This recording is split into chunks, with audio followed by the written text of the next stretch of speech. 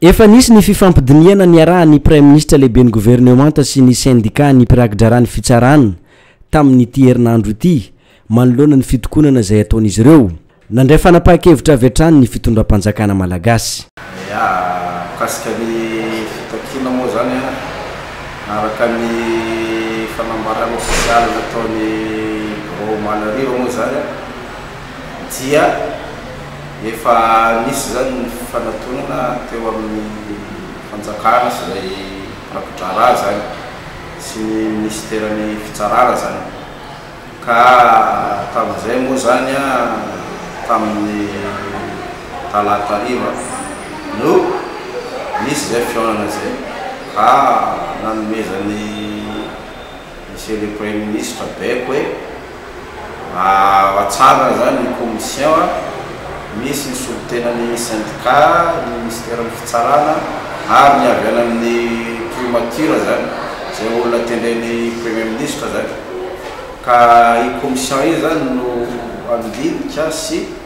amoaka mikasika an'le fitakina nataonay ireny zany ka araka ny bekon'ny PM moa zany dia tsy maintsy vitana anatin'ny 520 andro zany io fandiniana io ary hoatolotra ho jerena zany rehefa vita ny asan'ny commission io zany ka oren'izay zany no enontsika ny fanapahan-keviny hoe ekena ty sa tsy ekena zany fa ny fampanantenana moa zany dia miamitan'io zany. Mandra-pahataperana io fepotona nomeny premier ministre lehibe ny gouvernement io dia iverina hanohy ny asa ny mpirakidrara ny fitsarana manerana ny Madagasikara manomboka amin'ny alatsinainy fa 2020 ny volana jona izao raha ny fanazavana.